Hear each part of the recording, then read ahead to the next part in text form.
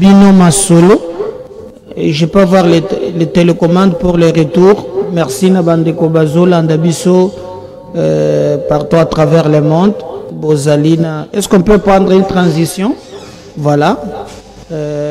Nabino sur Bozaliko partager lien na émission Nabiso na YouTube. Bozaliko partager lien na Facebook. Merci de nous faire confiance. Continuez à vous abonner massivement, continuez à nous contacter surtout.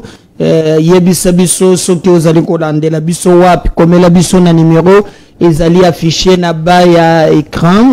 Ozali na Brazzaville tope ozana Kinshasa, ozali na biso na Kimbanseke, vous nous suivez na Delvaux, mais vous nous suivez aussi na Ozone, vous nous suivez na Mbinza, vous êtes précisément na Barré, vous allez ko landabiso na Massina Petro Congo, vous allez ko landabiso na Miami en direct na aux États-Unis, mais vous nous suivez aussi na Texas, vous êtes na Washington DC, na Pesebino Mbote, vous êtes na Pascal, vous landabiso na Elengesa, na Pesebino Mbote, na Bosanimte, bandeko, vous allez ko landabiso Ebele Bouché écran. Vous allez maintenant, vous allez na Kitambo magasin, na Pesibino Mbote, vous allez na Gombe, sur l'avenue Colonel Ebea, na Moni Babsinga ke kuna boucha écran. Merci. Na confiance vous pesaka MKBZ télévision. Donc lelo toko beta masolo, mais comme na yebisi déjà, bima déjà libanda, zoa méga, zoa crédit. Zala prêt pour être tobeta na yo masolo na numéro au moyen zala affiché na bas écran ou ko signaler ngai bisika ozolandele biso siko na ba réalité pe na ba difficulté bozali ko landela biso pe ba passe na ba quartier na bino yebi na chaîne na biso ba si solution ebele ezwami bando kebele bazo komela biso pona ko remercier biso. Alors je vais utiliser canal po ba konzi batuno so balanda kabiso baye bakape ba pasi oyo bino bozali ko kutana na yango. Alors toko banda na lisolo oyo comme to yebisa kibino la fois passée que tozali ko kende malembe na nzela il y a accord, c'est-à-dire qu'on fait accord et sur les signamés entre Rwanda na République démocratique du Congo. Vous voyez très bien que Kigali a tindi ba militaire na ye ebele. Alors ba militaire Rwanda ba bomi ba Congolais. Le rapport il y a ba expert il y a Nations Unies et ça clair quant à ce balakisi comment Paul Kagame Zali Koboma. Alors, il y a eu des pourparlers qui devaient se passer tantôt na Doha, et Bandeko Angola, et Simbite, en tout cas, et Komaki Mwaming. Et je vous rappelle qu'à chaque fois que Babitumba Oyo, plus de 30 ans que Kagame nous fait la guerre, 30 ans que guerre Oyo Zali, Tosukaka toujours n'a pas accord, mais en réalité ces accords n'arrivent pas à résoudre les problèmes. Alors quelqu'un me posait aussi cette question, mais pourquoi Banda ces 30 ans on n'a pas réussi?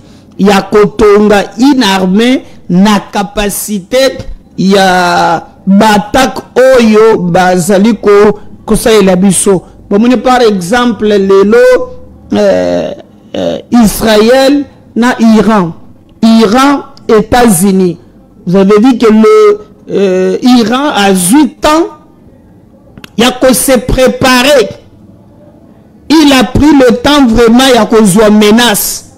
Mais pourquoi Bissot, après 30 ans, jamais on arrive à préparer notre armée et comme on a Makoki, il y a qu'à défendre l'intégrité territoriale Yambo Canabiso. Pourquoi on n'arrive pas à le faire? Question Eza Semoko. Réponse Eza Moko. Regardez 94 l'opération turquoise, 97 Afdel et Fongoli couloir. Et vous avez vu comment la partie est, toujours ba militaire il y a mixage na brassage. On n'a pas eu le temps de recruter, de former ni d'équiper. À cela, on nous a ajouté l'embargo. Nyon soana et bandaki kopesa biso mpe mutema passe.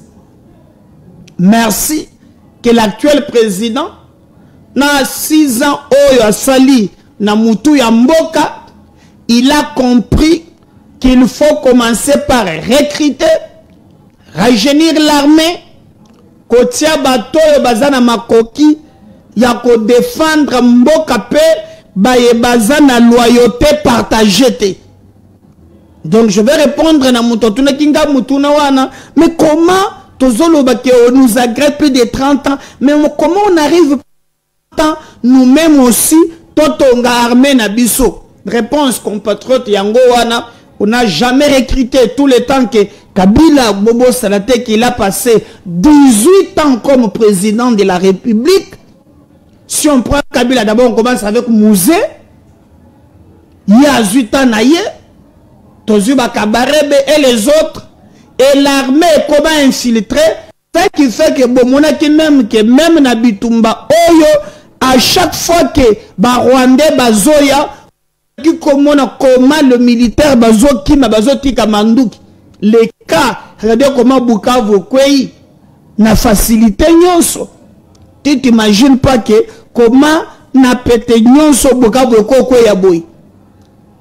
Donc il y a eu vraiment des choses Oyo. Il fallait réfléchir moins ming. Alors, maintenant, l'actuel président vient de corriger cela.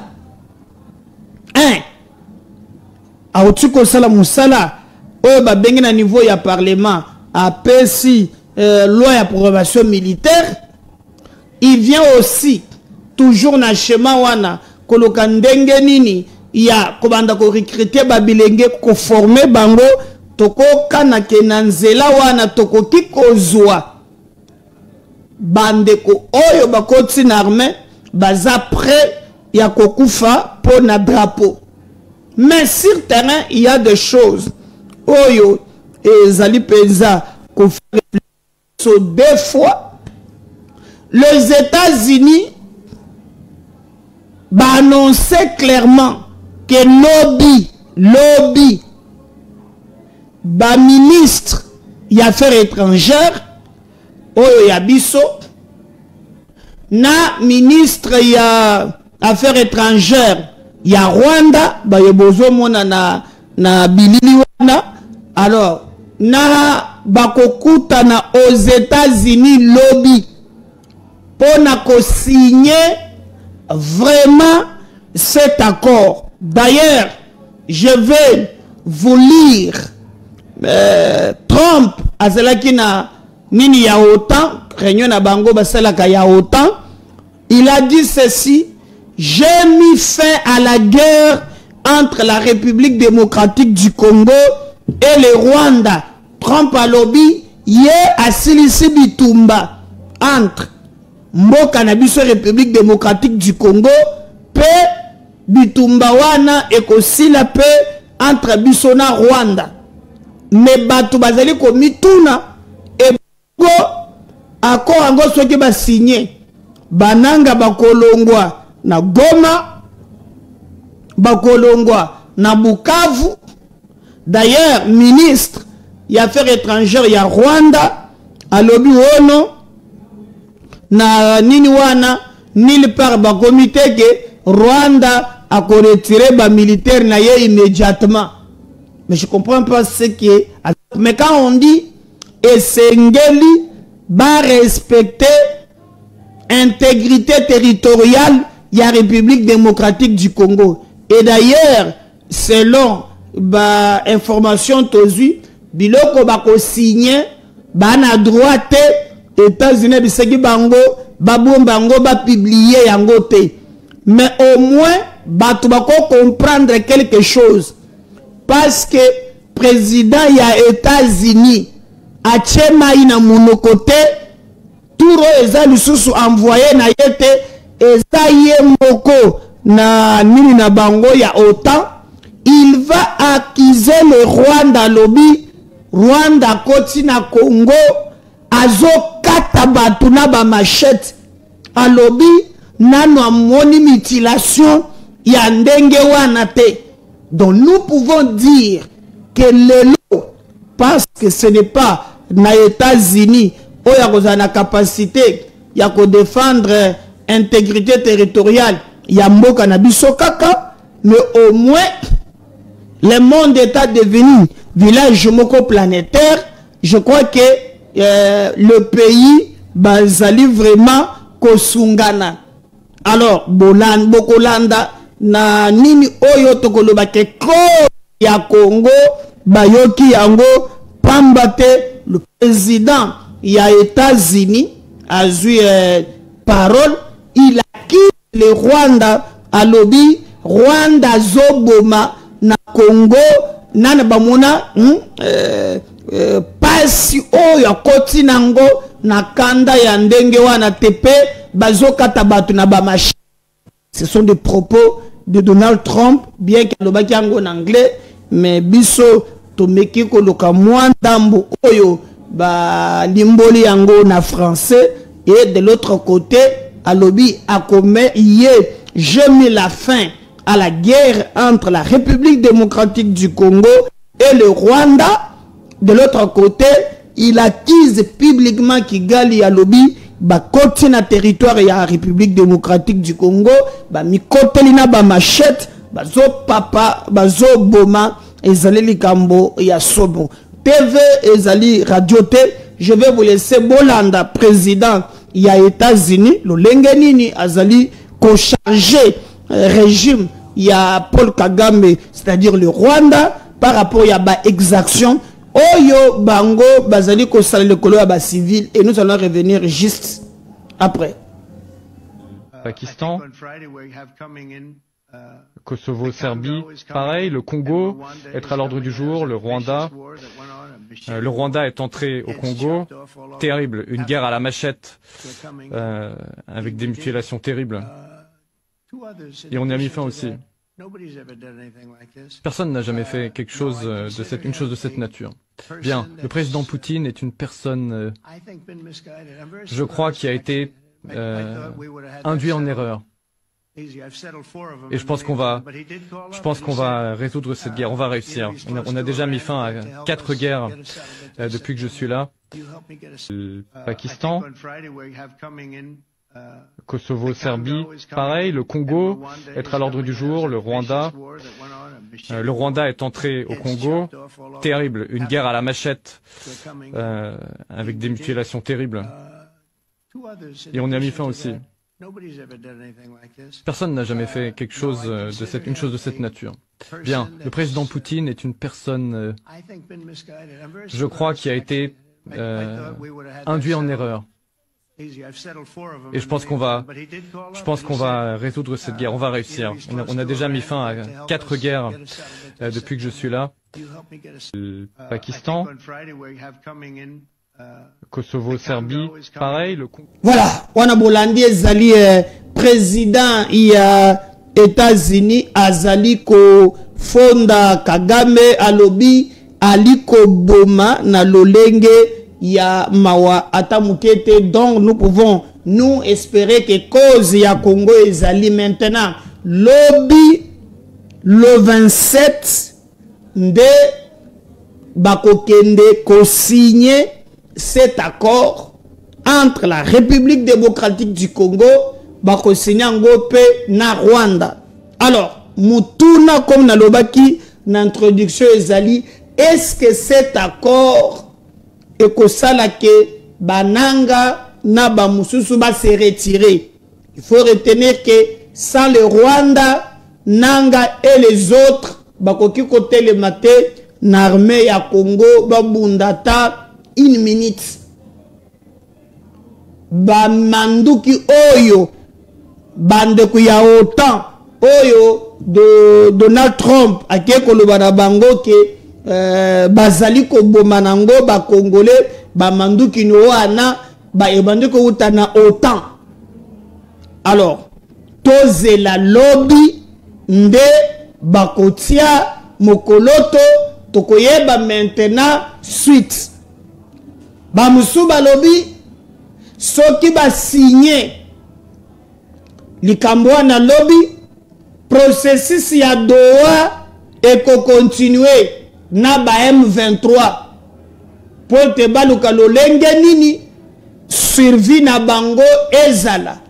Mais je vous rappelle déjà que na nini o ba expert ba signé balobaki très bien que pona kokota na armée parce que le ko faiblissa armée na biso yango wana il y a maintenant des conditions. C'est pas maintenant autorisé ou la mukira tongo oyeboye que aux huiles sous accès na armée te. Là ba komisi yango na ba condition pour te monter prétendre kokota na armée.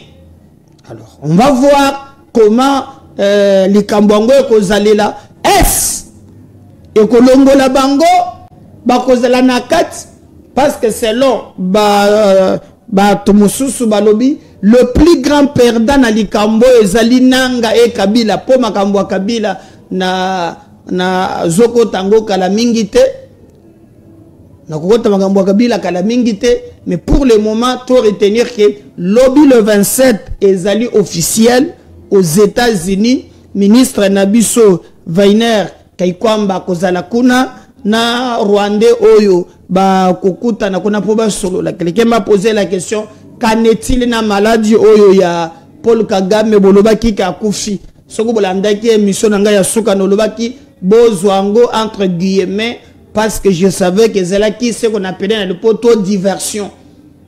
Hein, a-tu quoi apparaître na ancien président ya Nigeria d'ailleurs tango moniye hein Obasanjo ba kotana na Kagame abimi à s'afficher et aussi yewana longwe kuna ayeko kutana na président de la République Félix Tshisekedi ba kotani pe awa donc pona ko terre hein ba rimer oyo et bandoki koloba Kagame akufi Kagame azobela azana boy. Non, je vous avais dit que parfois ce sont ces informations où vous allez vous distraire biso au lieu de nous concentrer na maye oyo ezali ya solo.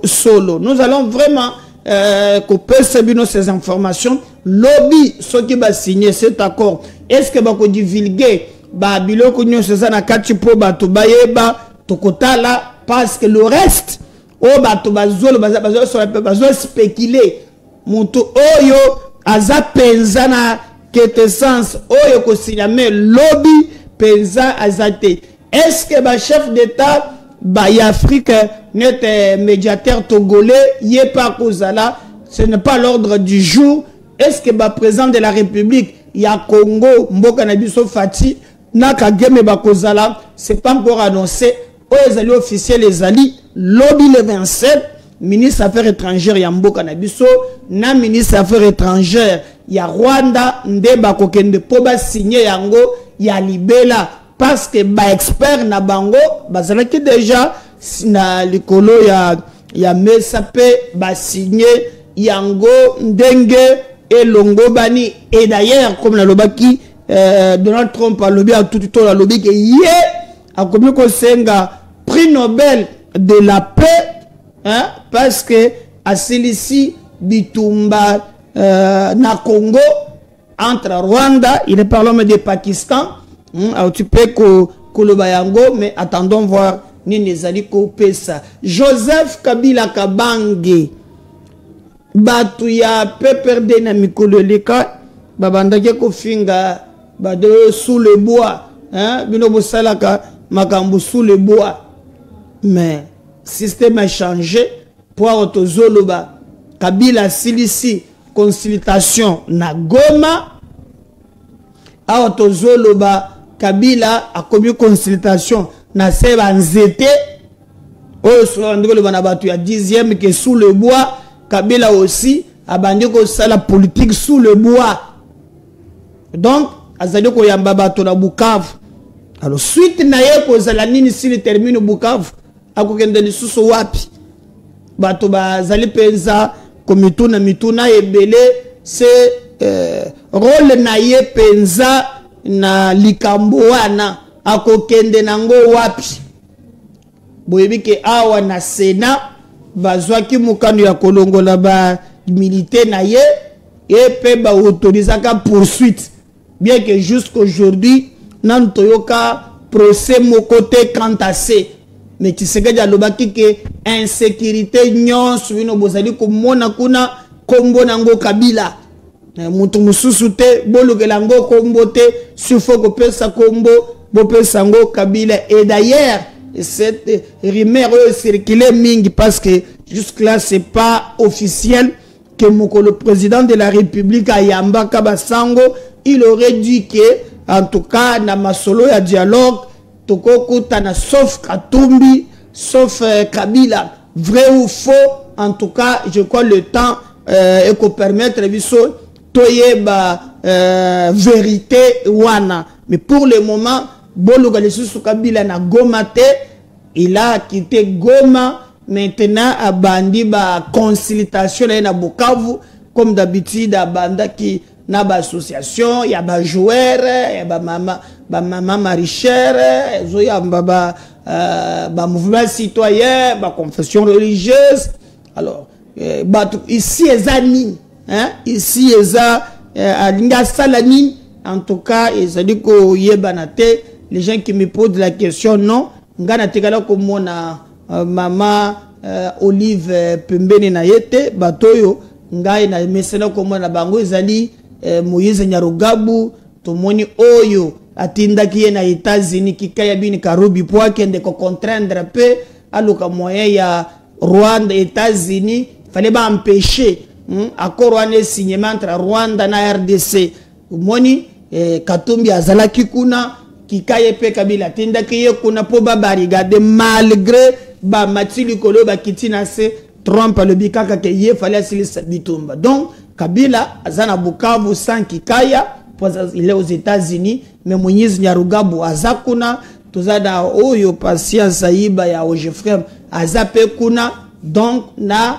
aza protégé d'abord par le militaire rwandais ndi batu bazali ko sala sécurité na ye. Tant de questions que Batouba Zaliko se poser. Bon, je ne sais pas comment on va kokende na likambwana tina suka, mais biso poebike na niveau ya République démocratique du Congo, on pense qu'un ancien président de la République pouvait avoir un rôle moko très important. Il a joué que tout le monde a notre ancien président de la République. Quelle que soit frustration, il peut avoir raison. Mais après, de Koko Mana Rwandais, Bisika Bango Bazali, Bamzobo Mabande Kona Bango, Ezali Kopesa Passi et Makasi. Mais déjà, à partir de Bukavu, Joseph Kabila Lobiye, Azapu na dialogue. Donc, ce qui kaka ba sango, ba sali dialogue, ba komona penda.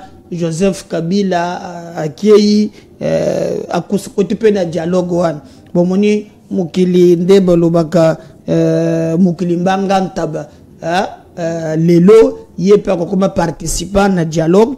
Mais cette rumeur là ya kolobaki il paraît ba boyeli bango en tout cas dans les officialités surtout que moni à lire ye Kabila yaki na logique ya 1997.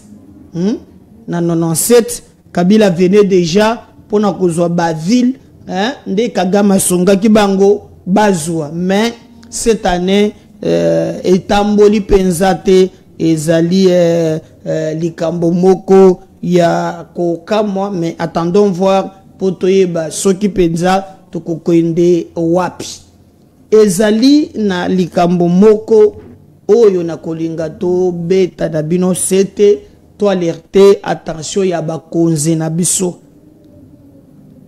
Boyebi président de la République musala zali na yango eza ko salela peuple congolais na kosenga likambo oyo.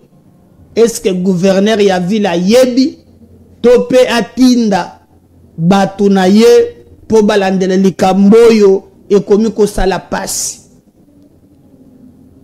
banda toumela marché ya monene ekomaka potopoto. Il y a eu des décisions courageuses d'ailleurs, bien que salama bien te, mais enfin marché est tongami, mais bakokoso est commis pemben. Gouverneur le bégué dernièrement qu'il fallait basala des fourrages, basalada je crois bawese pour batobako takakuna.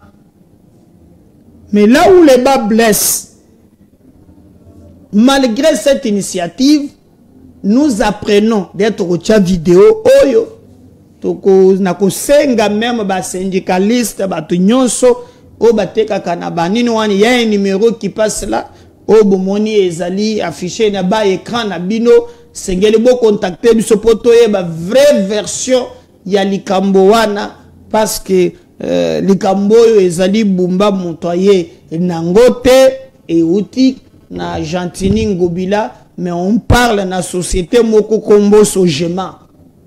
Alors, boyo kabino moko sans que ngana tia commentaire. Hein? Batu ya hôtel de ville boyo kanan, est-ce que boza au courant? Hein? Primature batu nyonso boyoka. Pour démocratie, et c'est la pouvoir ya peuple. Bakoze basale la peuple. Ils sont là pour le peuple, par le peuple.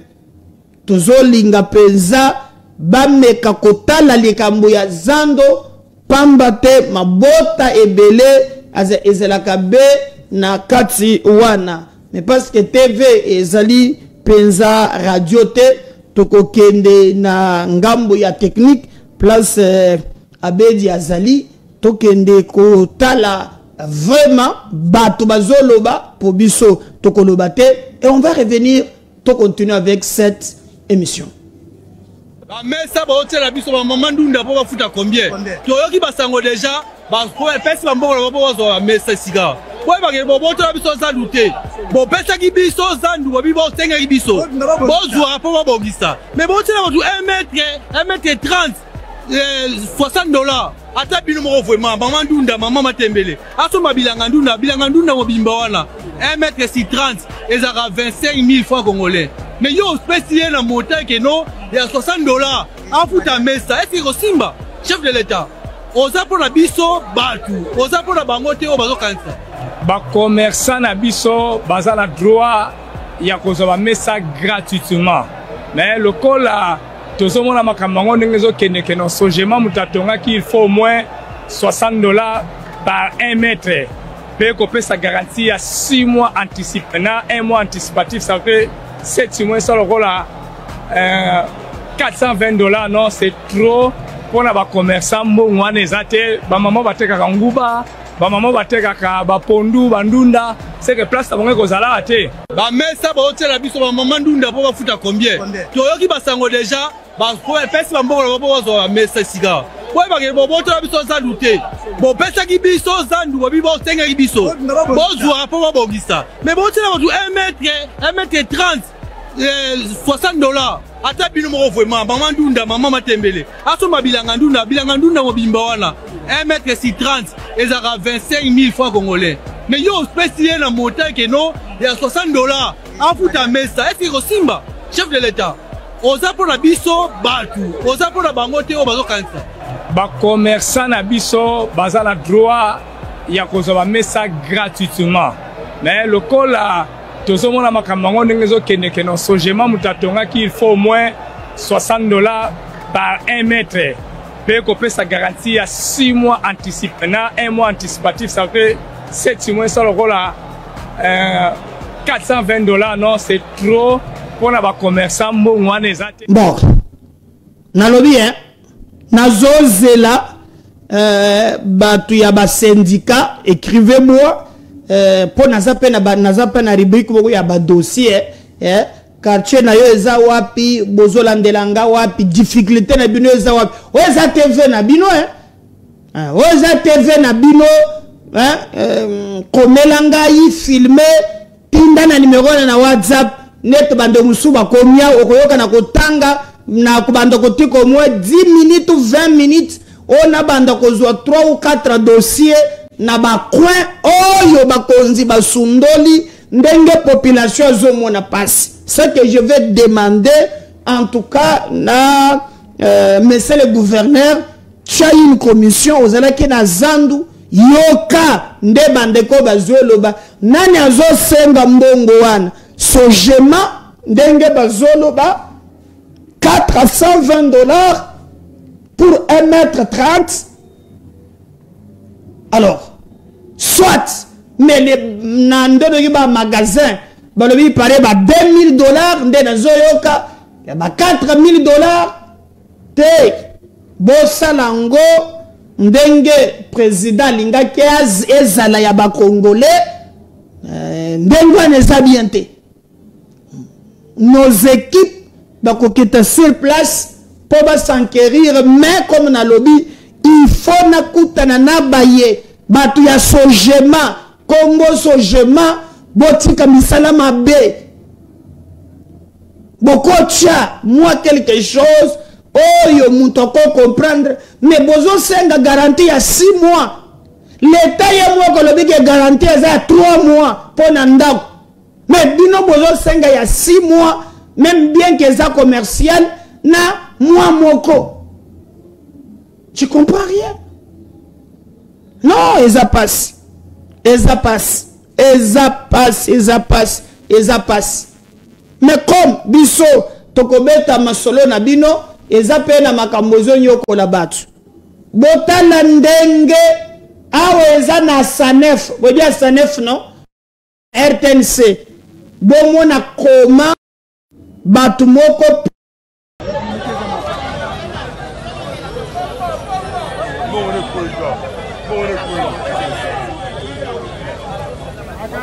est-ce qu'on attend bazo beta bazo moto la moto sans tenir hein ben expliquer du sonde banani les sous Congo ça passe et celui na Kinshasa monsieur le président de la République l'ambela ba ministre na ba attribution na bango infraction moko eza na ba province kotambola na makolo eza infraction il faut kotambola na dans le menacé so zotambola na makolo eza infraction botala infraction sur yango comment bazo sala ko nyoko da batu na Kinshasa bomule salami botala siko na mboka mona ndabino moko koma population babone les cris mukonzata le kamboyo eza passé on sait ça chef de secteur administration canane impôt za impôt personnel minimum mutinyesha makolo bientôt afuta mikanana skoyo olobini ofuta te afuta makolo ndenge nini explique ngai bien ngai te kenandu tinande chef de secteur zinyangoma eholonga asiki nyonso twakolekana makolo afuta impôt personnel minimum combien 2000 francs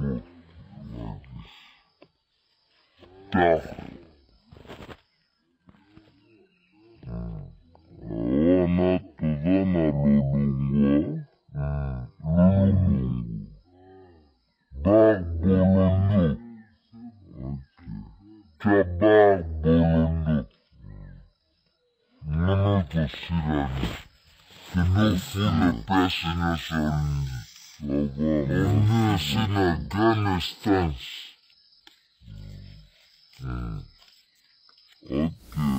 voilà, j'espère que Bolandi Yango, mais nous allons quand même, comme Tolobi, je vais lire quand même numéro ezali affiché, ezali numéro Nabino, Makambozo comme Nabino, Bo Salake, Toye Bayango, Poto Lukalolenge, Yako Lobela Bino, alors Ndeko Lobela Nzela, Tozo Kufa, Kakatana, Mandukite, lobela nzala, c'est pas lobela nzala tozoko fakaka na manduki te.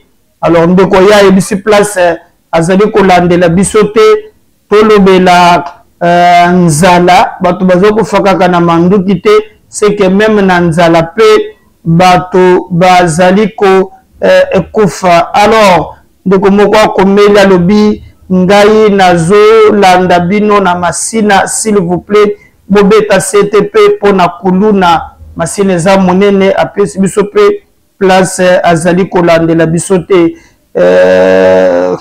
Voilà, nazali bonjour papa journaliste, nazana makambo ya mutuya oyo nazo yebisa yo topesa mbongo pona passeport basala biso capture awa passeport ya sika yebimi topesa bambongo ebele bazopesa biso ata suite te tozo bebisa transport mikolo nyonso tunela biso ministre ya affaires étrangères tokosala nini na mbongo na biso pe tokozwa passeport ndenge nini. Ok, na lingi na tuna likambo ngo pe eza somo ngai moko naza pe victime ya likambo wana mwana na ngai Krinovic. Normalement il fallait azwa passeport bazi paye capture ndeko aza na raison awa tozoloba à part quelques publicités bazolakisa Thierry Kambundi 2 ou 3 personnes mais bato bazozwa passeport te balobi bato ya sika baganye marché. Alors bato ya kala basi bapesaki mbongo ministre des Affaires étrangères, s'il vous plaît, s'il vous plaît, s'il vous plaît, s'il vous plaît, hein? Bon, trouver solution na bato nyonso oyo bapesa mbongo avant pour la capture. Na oyo kosala masima bakosala nini? Merci ndeko bien que opesi kombo na yo te. Alors tozozwa bonjour papa Médard. Tala bakulu na makambo bazosala awa na kapem avant okoma bibwa arrêt garage okoti juste kati papa oyo azali moyileta azwa makambo sérieux atindeli ngai image moko sensible nakolakisa bino yango te pota moko impossible. Papa na biso Kantu, gouverneur, commandant ya ville, kanda place otinda ba policier, na campagne avant okoma bibwa, na reba bengi, arrêt garage. Kuna kuluna ondire l'État azate. Yope mrugumesro obujakate, nana ba photo batinde linga wa makila, ezali somo. Donc je vais continuer. Le numéro est affiché, et un numéro comme l'angai côté aux ali, difficulté aux ali collecter là, abisoto koluka quand même, to le belabino parce que la télévision la bino to sali chaîne ango pour la bino. Bonsoir papa Médard, le bela pe makambo ya smig, oyo bakozi balobaki po awa na société MS. Bar kin marché bazoto sayango te mutu akolobela biso azate mutu akolobela bino azali awa MKB télévision bakonzi balandaka yango ministre ya travail SMIG oyo tiaki balobi na société ELS kin marché bazoto sayango te bokende kotala likambo wana. En tout cas, ba message les moi mingi ba misusu ba voice ba voice nako yoka voice ata mukete. Alors bonsoir, je viens de suivre avec intérêt votre émission. Juste vous présenter notre cas. Route BAT. Bibwa qu'on n'arrive pas à terminer l'asphaltage. Agisaro yope bazolo ba route ya BAT na bibwa kuna asphaltage na facilité. Hein? Je crois que même l'équipe ya premier ministre bazali kolanda pe pour la population bazali koloba vraiment. Alors ndeko mokwa lobby to tanga yepe alobi papa Médard bonsoir, merci mingi na occasion pese biso po to s'exprimer s'il vous plaît. Biso tozali na champ de tir soki ozali avant okoma cité verte na libulu kuna mba ravin ezosalema mai pe ezate régie des eaux abosani biso lobela biso. Voilà, je crois que bandeko ya champ de tir bazolela bakonzi ya régie des eaux bazali ko mona yango ata eloko mokote ndoko moko alobi bonjour MK soki bino courant ezate biso courant ezate crédit c'est Daniel Tana Makala. Je n'ai pas compris ce que courant eza ce dernier Tana Makala. Voilà ce qui veut dire Makala ya commune ya prison ya Makala de qu'on a vu vraiment nini ya message na yote bande ko bazotinda voice tokozo voice te, donc il faut au contraire kubenga ou bien ko tinda ba message ba voice tozali ko tanga yango te. Ndeko moko lobi bonjour MKBS télévision, merci ya kozala mungongo ya baye bazangi mungongo biso tozana armée armée après rond-point Ngaba s'il vous plaît